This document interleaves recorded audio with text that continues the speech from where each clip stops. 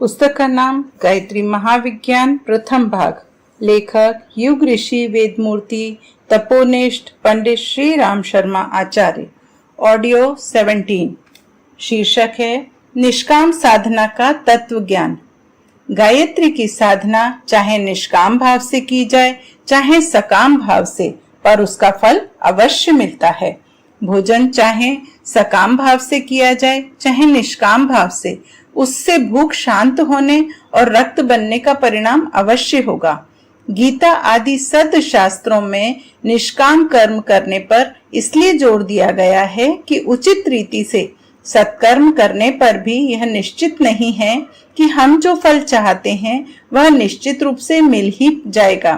कई बार ऐसा देखा गया है कि पूरी सावधानी और तत्परता से करने पर भी वह काम पूरा नहीं होता जिसकी इच्छा से यह सब किया गया था।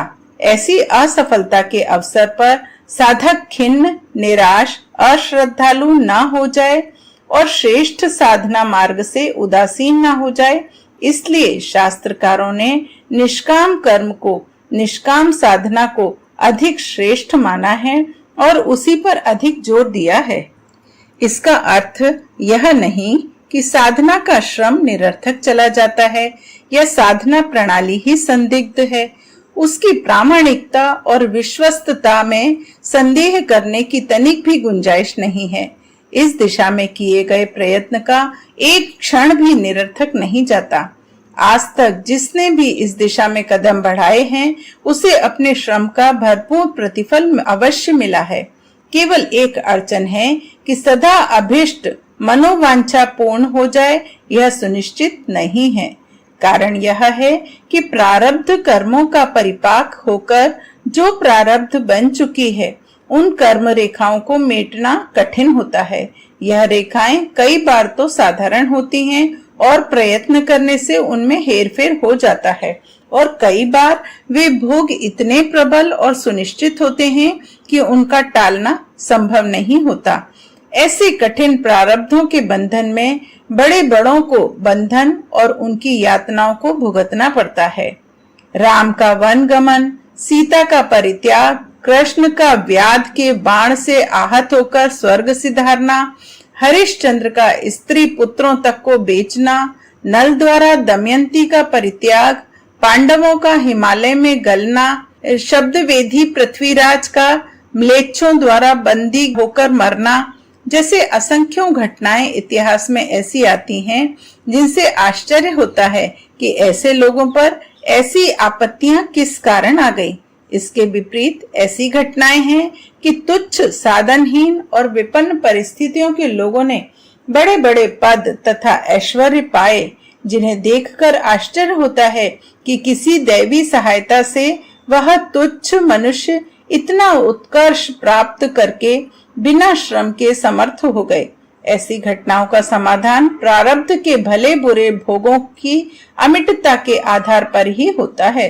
जो होनहार है, प्रयत्न करने पर भी उसका टालना संभव नहीं होता। यहाँ यह संदेह उत्पन्न हो सकता है कि जब प्रारब्ध ही प्रबल है तो प्रयत्न करने से क्या लाभ। ऐसा संदेह करने वालों को समझना चाहिए कि जीवन के सभी कार्य प्रारब्ध पर निर्भर नहीं होते। कोई विशेष भवितव्यताएं ही ऐसी होती हैं जो टल ना सकें। जीवन का अधिकांश भाग ऐसा होता है जिसमें तात्कालिक कर्म फलों का फल होता रहता है। क्रिया का परिणाम अधिकतर हाथों हाथ मिल जाता है, पर कभी कभी उनमें ऐसे अपवाद आते रहते हैं कि भला करते बुरा होता है और बुरा करते भलाई हो जाती है। कठोर परिश्रमी और चतुर व्यक्ति घाटे में रहते हैं और मूर्ख तथा आलसी अनायास लाभ से लाभान्वित हो जाते हैं।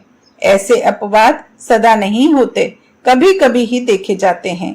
यदि ऐसी आंधी सीधी घटनाएं रोज घटित हों तब तो संसार की सारी व्यवस्था ही बिगड़ जाए, कर्तव्य मार्ग ही नष्ट हो जाए।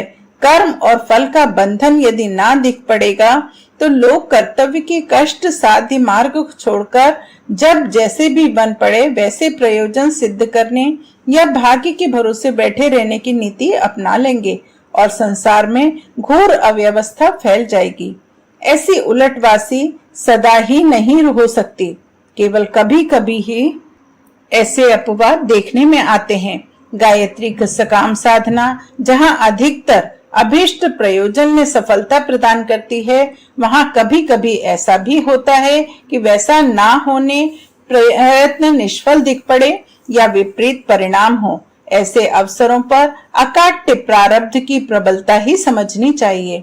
अभीष्ट फल भी ना मिले तो भी गायत्री साधना का श्रम खाली नहीं जाता, उससे दूसरे प्रकार के लाभ तो प्राप्त हो ही जाते हैं।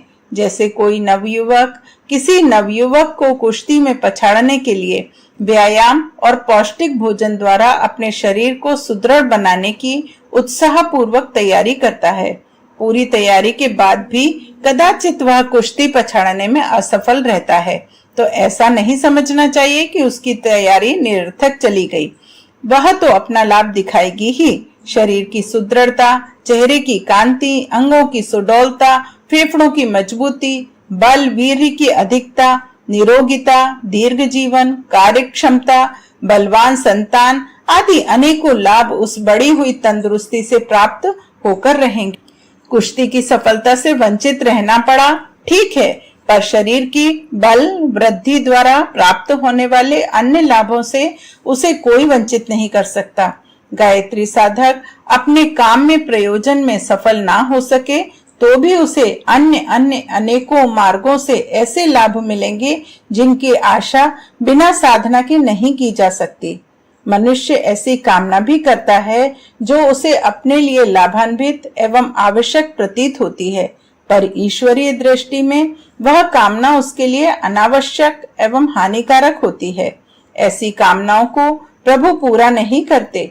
बालक अनेकों चीजें मांगता रहता है, पर माता जानती है कि उसे क्या दिया जाना चाहिए क्या नहीं। बालक के रोने चिल्लाने पर भी माता ध्यान नहीं देती और उस वस्तु से उसे वंचित ही रखती है जो उसके लिए उपयोगी नहीं। रोगियों के आग्रह भी ऐसे ही होते हैं। कुपथ्य करने के लिए अक्सर मांग किया करते हैं, पर चतुर परिचारक उसकी मांग को पूरा नहीं करते, क्योंकि वे देखते हैं कि इसमें रोगी के प्राणों का खतरा है। बालक या रोगी अपनी मांग के उचित होने में कोई संदेह नहीं करते। वे समझते हैं कि उसकी मांग उचित, आवश्यक एवं निर्दोष है। इतना होने पर भी वस्तुतः उनका दृष्टिकोण गलत होता है। गायत्री साधकों में बहुत से लोग बालक और रोगी बुद्धि के हो सकते हैं।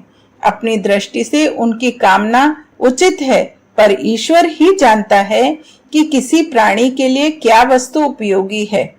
वह अपने पुत्रों को उनकी योग्यता, स्थिति, आवश्यकता के अनुकूल ही देता है। असफल गायत्री साधकों में से संभव है किन्हीं को बाल बुद्धि की याचना के कारण ही असफल होना पड़ा हो। माता अपने किसी बच्चे को खिलौने और मिठाई देकर दुलार करती है और किसी को अस्पताल में ऑपरेशन की कठोर पीड़ा दिलाने ले जाती है एवं कड़वी दवा पिलाती है। बालक इस व्यवहार को माता का पक्षपात, अन्याय, निर्दयता या जो चाहे कह सकते हैं, पर माता के हृदय को खोलकर देखा जाए तो उसके अंतःकरण में दोनों बालकों के लिए समान प्यार होता है। बालक जिस कार्य को अपने साथ अन्याय या शत्रुता समझता है, माता की दृष्टि में वही दुलार का सर्वश्रेष्ठ प्रमाण है। हमारी असफलताएं, हानियां या यातनाएं भी कई बार हमारे लाभ के लिए होती हैं। माता हमारी भारी आपत्तियों को उस छोटे कष्ट द्वारा निकाल देना चाहती है। उसकी दृष्टि विशाल है, उसका हृदय बुद्धिमत्ता पूर्ण है, क्योंकि उसी में हमारा हित समाया हुआ होता है।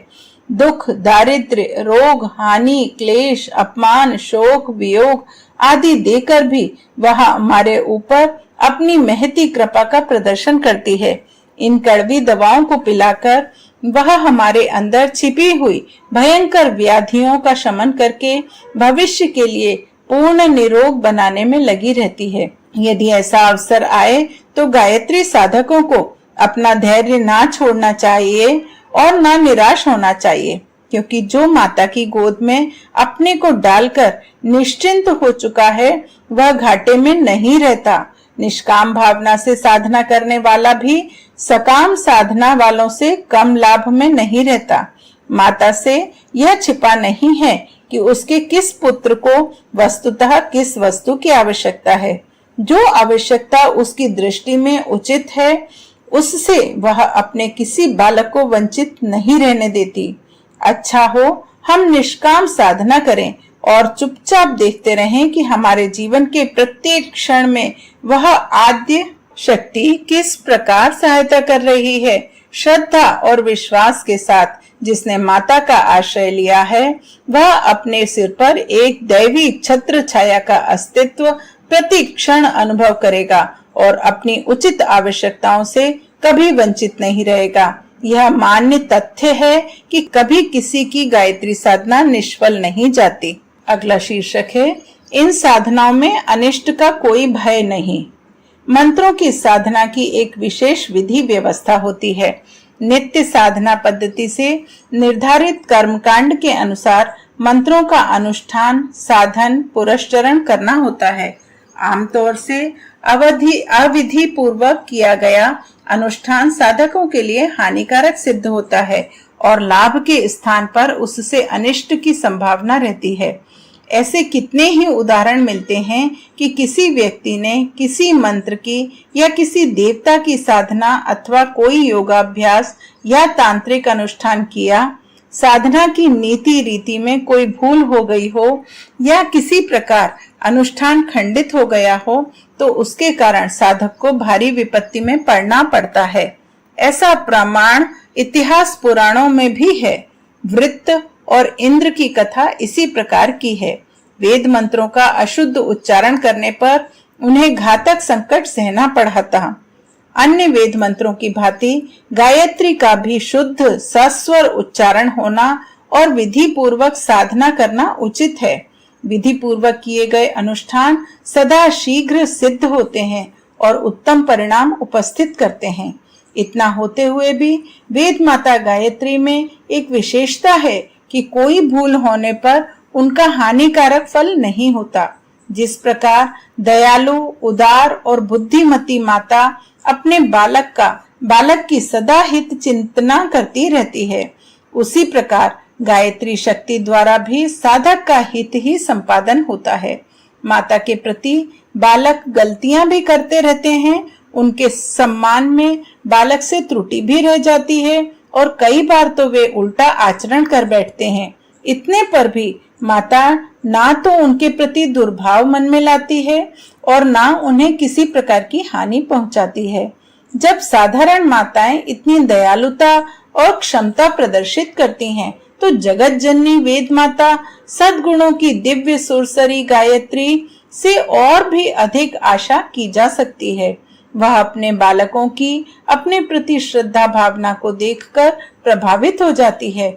बालक की भक्ति भावना को देखकर माता का हृदय उमड़ पड़ता है। उसके वात्सल्य की अमृत निर्झरणी फूट पड़ती है, जिसके दिव्य प्रवाह में साधना की छोटी छोटी भूलें, कर्म कांड में अज्ञानवश हुई त्रुटियां तिनके के समान बह जाती हैं। सतोगुणी साधना का विपरीत फल ना होने का विश्वास भगवान श्री कृष्ण ने गीता में दिखाया है। नेहाभिक्रम नाशोऽस्ति प्रत्यवादो वायो न विद्यते स्वल्पमय पस्य धर्मस्य त्रायते महतो भयात्। अर्थात सत्कार्य के आरंभ का नाश नहीं होता, वह गिरता पड़ता आगे बढ़ता चलता है, उससे उल्टा फल कभी नहीं मिलता। ऐसा कभी नहीं होता कि सत इच्छा से किया हुआ कार्य असत हो जाए और उसका शुभ परिणाम ना निकले। थोड़ा भी धर्म कार्य बड़े भयों से रक्षा करता है। गायत्री साधना ऐसा ही सात्विक सत्कर्म है जिसे एक बार आरंभ कर दिया जाए तो मन की प्रवृत्तियां उस ओर अवश्य ही आकर्षित होती हैं और बीच में किसी प्रकार छूट जाए तो फिर भी समय समय पर बार बार उस साधक को पुनः आरंभ करने की इच्छा उठती रहती है। किसी स्वादिष्ट पदार्थ का एक बार स्वाद मिल जाए तो बार बार उसे प्राप्त करने की इच्छा हुआ करती है। गायत्री ऐसा ही अमृतोपम स्वादिष्ट आध्यात्मिक आहार है जिसे प्राप्त करने के लिए आत्मा बार बार मचलती है, बार बार चीख पुकार करती है। उसकी साधना में कोई भूल रह जाए तो भी उल्टा परिणाम नहीं निकलता। किसी विपत्ति, संकट या अनिष्ट का सामना नहीं करना पड़ता। त्रुटियों का परिणाम यह हो सकता है कि आशा से कम फल मिले या अधिक से अधिक यह कि वह निष्फल हो चला जाए। इस साधना को किसी थोड़े से भी रूप में प्रारंभ कर देने से उसका फल हर दृष्टि से उत्तम होता है। उस फल के कारण उन भयों से मुक्ति मिल जाती है जो अन्य उपायों से बड़ी कठिनाइयों से हटाए या मिटाए जा सकते हैं।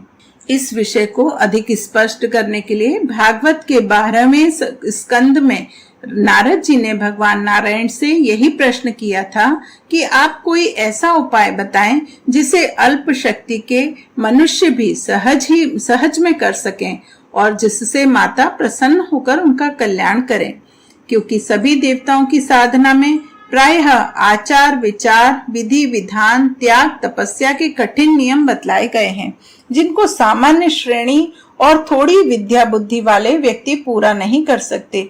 इस पर भगवान ने कहा, हे नारद, मनुष्य अन्य कोई अनुष्ठान करे या ना करे, पर एकमात्र गायत्री में ही जो दृढ़ निष्ठा कर रखते हैं वे अपने जीवन को धन्य बना लेते हैं। हे महामुनि, जो संध्या में अर्घ देते हैं और प्रतिदिन गायत्री का 3000 जप करते हैं वे देवताओं द्वारा ही भी पूजने योग्य बन जाते हैं। जप करने से पहले उसका न्यास किया जाता है, क्योंकि शास्त्रकारों का कथन है कि देवो भूत्वा देवम यजेत, अर्थात देव जैसा बनकर देवों का यजन करना। परंतु किसी कठिनाई या प्रमाद से न्यास ना कर सके और सच्चिदानंद गायत्री का निष्कपट भाव से ध्यान करके केवल उसका ही जप करता रहे तो भी पर्याप्त है।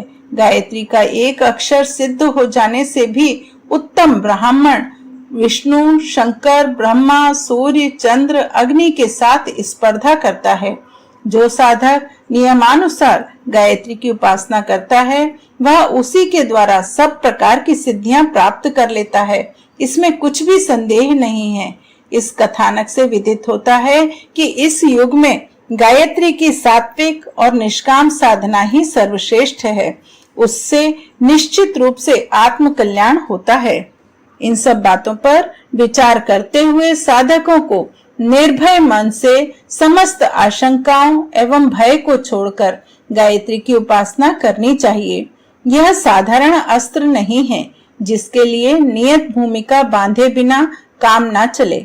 मनुष्य यदि किन्हीं छुट्टल वनचर जीवों को पकड़ना चाहे तो उसके लिए चतुरतापूर्ण उपायों की आवश्यकता पड़ती है, परंतु बछड़ा अपनी माँ को पकड़ना चाहे तो उसे मात्र भावना से माँ पुकार देना मात्र काफी होता है। गौ माता खड़ी हो जाती है, वात्सल्य के साथ बछड़े को चाटने लगती है और उसे अपने पयोधरों से दुग्धपान कराने लगती है। आइए हम भी वेद माता को सच्चे अंतःकरण से भक्ति भावना के साथ पुकारें और उसके अंतराल से निकला हुआ अमृत रस पान करें। हमें शास्त्रीय साधना पद्धति से उसकी साधना करने की का शक्ति भर प्रयत्न करना चाहिए। अकारण भूल करने से क्या प्रयोजन। अपनी माता अनुचित व्यवहार को भी क्षमा कर देती है, पर इसका तात्पर्य यह नहीं कि उसके प्रति श्रद्धा भक्ति में कुछ ढील या उपेक्षा की जाए। जहां तक बन पड़े पूर्ण सावधानी के साथ साधना करनी चाहिए, पर साथ ही इस आशंका को मन से निकाल देना चाहिए कि किंचित मात्र भूल हो गई तो बुरा होगा। इस भय के कारण गायत्री साधना से वंचित रहने की आवश्यकता नहीं है। स्पष्ट है कि वेद माता अपने भक्तों की भक्ति भावना का प्रधान रूप से ध्यान रखती है और अज्ञानवश हुई छोटी मोटी भूलों को क्षमा करती है। अगला शीर्षक है साधकों के लिए कुछ आवश्यक नियम। गायत्री साधना करने वालों के लिए कुछ आवश्यक जानकारियां नीचे दी जाती हैं। पहला, शरीर को शुद्ध करके साधना पर बैठना चाहिए। साधारणतः स्नान के द्वारा भी शुद्धि होती है, पर किसी विवशता ऋतु प्रतिकूलता या अस्वस्थता की दशा में हाथ मुंह धोकर या गीले कपड़े से शरीर पोंछकर भी काम चलाया जा सकता है। दूसरा, साधना के समय शरीर पर कम से कम वस्त्र रहने चाहिए। शीत की अधिकता हो तो कसे हुए कपड़े पहनने की अपेक्षा कंबल आदि ओढ़कर शीत निवारण कर लेना उत्तम है। तीसरा, साधना के लिए एकांत खुली हवा की एक ऐसी जगह ढूंढना चाहिए जहां का वातावरण शांतिमय हो।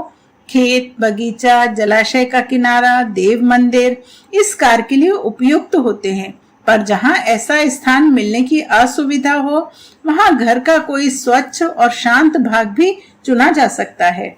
चौथा, धुला हुआ वस्त्र पहनकर साधना करना उचित है। पांचवा, पालथी मारकर सीधे साधे ढंग से बैठना चाहिए।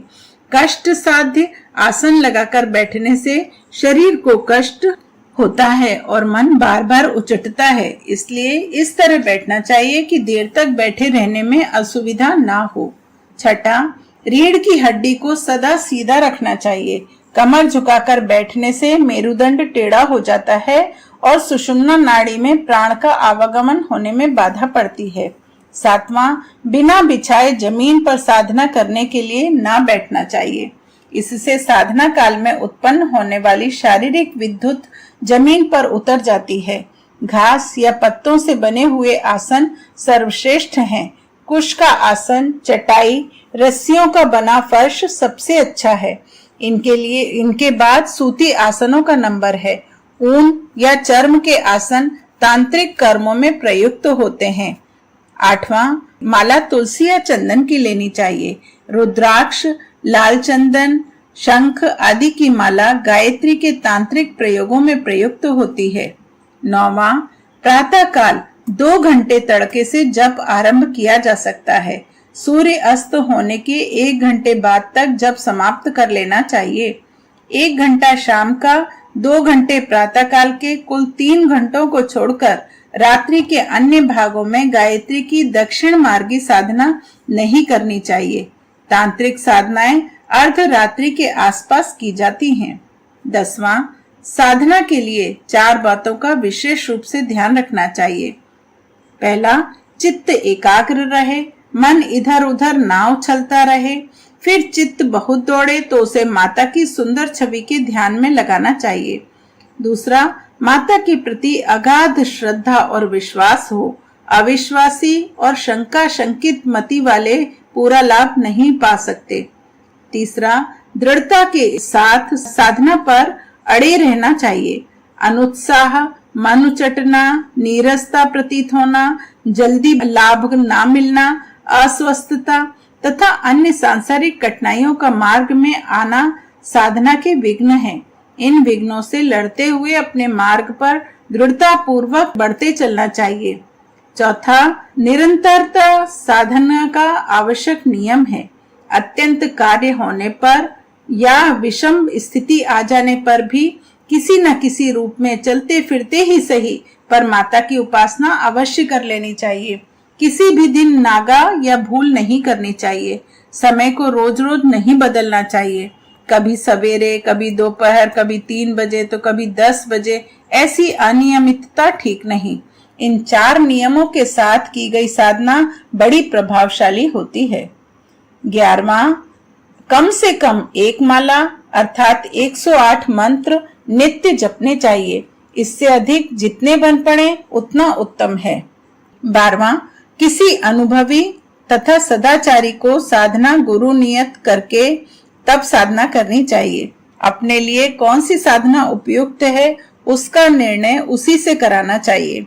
रोगी अपने रोग को स्वयं समझने और अपने आप दवा या परहेज का निर्णय करने में समर्थ नहीं होता।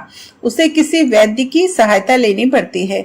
इसी प्रकार अपनी मनोभूमि के अनुकूल साधना बताने वाला, भूलों तथा कठिनाइयों का समाधान करने वाला साधना गुरु होना अति आवश्यक है। 13वां, प्रातः काल की साधना के लिए पूर्व को मुंह करके बैठना चाहिए और शाम को पश्चिम में मुंह करके प्रकाश की ओर, सूर्य की ओर मुंह करना उचित है।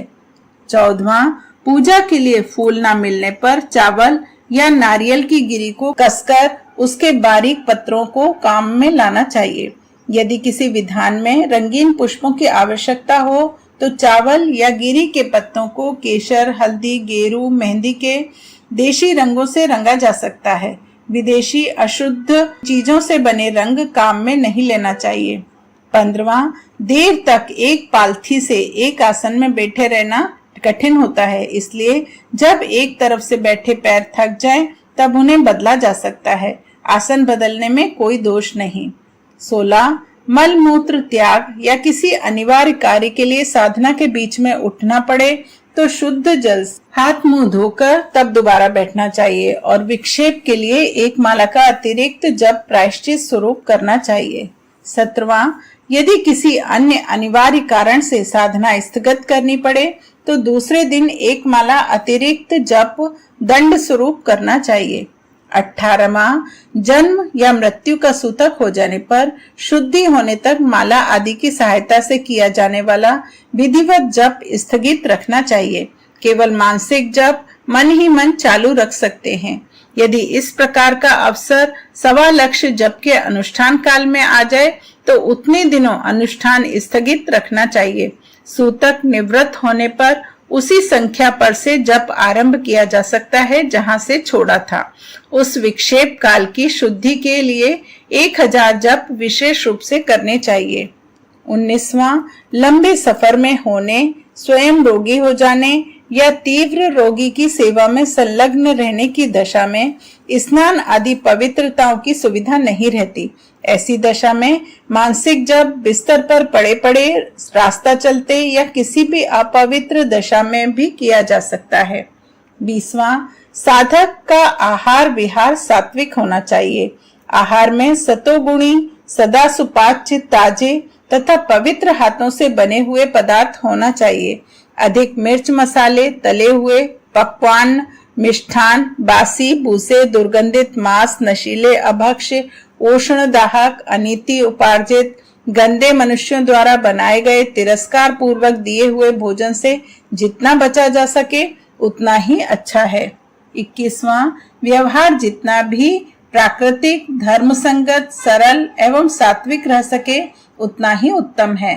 फैशन परस्ती, रात्रि में अधिक जगना, दिन में सोना, सिनेमा, नाच रंग अधिक देखना, पर निंद्रा, छिंद्रान्वेषण, कलह, दुराचार, ईर्षा, निष्ठुरता, आलस्य, प्रमाद, मद, मत्सर से जितना बचा सके बचने का प्रयत्न करना चाहिए।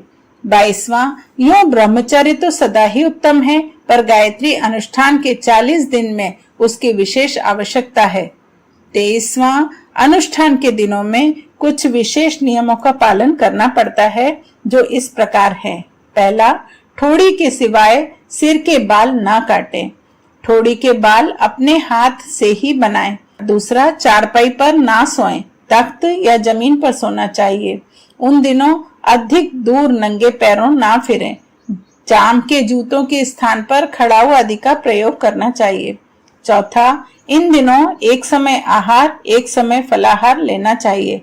5वां, अपने शरीर और वस्त्रों से दूसरों को स्पर्श कम से कम होने दें। 24वां, एकांत में जप करते समय माला खुली रूप से जपनी चाहिए। जहां बहुत आदमियों की दृष्टि पड़ती हो वहां कपड़े से ढक लेना चाहिए या गौमुखी में हाथ डाल लेना चाहिए। 25वां, साधना के उपरांत पूजा के बचे हुए अक्षत, धूप, दीप, नैवेद्य, फूल, जल, दीपक की बत्ती, हवन की भस्म आदि को यूं ही जहां तहां ऐसी जगह नहीं फेंक देना चाहिए जहां वह पैरों तले कुचलती फिरे। उन्हें किसी तीर्थ, नदी, जलाशय, देव मंदिर, कपास, जौ, चावल का खेत आदि पवित्र स्थानों पर विसर्जित करना चाहिए। चावल चिड़ियों के लिए डाल देना चाहिए। नैवेद्य आदि बालकों को बांट देना चाहिए। जल को सूर्य के सम्मुख अर्घ देना चाहिए। 26वां, वेदोक्त रीति की यौगिक दक्षिण मार्गी क्रियाओं में और तंत्रोक्त वाम मार्गी क्रियाओं में अंतर है। योग मार्गी सरल विधियां इस पुस्तक में लिखी हुई हैं। उनमें कोई विशेष कर्मकांड की आवश्यकता नहीं है। शाप मोचन, कवच, कीलक, अर्गला, मुद्रा, अंगन्यास आदि कर्मकांड तांत्रिक साधनाओं के लिए हैं। इस पुस्तक के आधार पर साधना करने वाले को उसकी आवश्यकता नहीं है। 27वां, गायत्री का अधिकार ब्राह्मण, क्षत्रिय, वैश्य इन 3 द्विजातियों को है। वर्ण जन्म से भी होते हैं और गुण कर्म स्वभाव से भी। आजकल जन्म से जातियों में बड़ी गड़बड़ हो गई है। उच्च वर्ण समय के फेर से नीच वर्णों में गिने जाने लगे हैं और कई नीच वंश उच्च कहलाते हैं। जहां अधिकार के संबंध में कुछ गड़बड़ी की आशंका हो, वहां अपनी स्थिति के बारे में शांति कुंज हरिद्वार से निर्णय कराया जा सकता है। 28वां, वेद मंत्रों का सस्वर उच्चारण करना उचित होता है, पर सब लोग यथाविधि सस्वर गायत्री का उच्चारण नहीं कर सकते। इसलिए जब इस प्रकार करना चाहिए कि कंठ से ध्वनि होती रहे, होठ हिलते रहें, पर पास बैठा हुआ व्यक्ति भी स्पष्ट रूप से मंत्र को ना सुन सके। इस प्रकार किया जब स्वर बंधनों से मुक्त होता है। 29वां, साधना की अनेकों विधियां हैं। अनेक लोग अनेक प्रकार से करते हैं। अपनी साधना विधि दूसरों को बताई जाए तो कुछ ना कुछ मीन मेख निकालकर संदेह और भ्रम उत्पन्न कर देंगे। इसलिए अपनी साधना विधि हर किसी को नहीं बतानी चाहिए। यदि दूसरे मतभेद करें तो अपने साधना गुरु को ही सर्वोपरि मानना चाहिए। यदि कोई दोष की बात होगी तो उसका पाप या उत्तरदायित्व उस साधना गुरु पर पड़ेगा। साधक तो निर्दोष और श्रद्धा युक्त होने से सच्ची साधना का ही फल पाएगा। वाल्मीकि जी उल्टा राम नाम जपकर भी सिद्ध हो गए थे। 30वां, गायत्री साधना माता की चरण वंदना के समान है। यह कभी निष्फल नहीं होती, उल्टा परिणाम भी नहीं होता। भूल हो जाने पर अनिष्ट की कोई आशंका नहीं। इसलिए निर्भय और प्रसन्न चित्त से उपासना करनी चाहिए। अन्य मंत्र अविधि पूर्वक जपे जाने पर अनिष्ट करते हैं, पर गायत्री में यह बात नहीं है। वह सर्व सुलभ, अत्यंत सुगम और सब प्रकार सुसाध्य है। हाँ, तांत्रिक विधि से की गई उपासना पूर्ण विधि विधान के साथ होनी चाहिए, उसमें अंतर पड़ना हानिकारक है। 31वां, जैसे मिठाई को अकेले अकेले ही चुपचाप खा लेना और समीपवर्ती लोगों को उसे ना चखाना बुरा है, वैसे ही गायत्री साधना को स्वयं तो करते रहना, पर अन्य प्रियजनों, मित्रों, कुटुंबियों को उसके लिए प्रोत्साहित ना करना एक बहुत बड़ी बुराई तथा भूल है।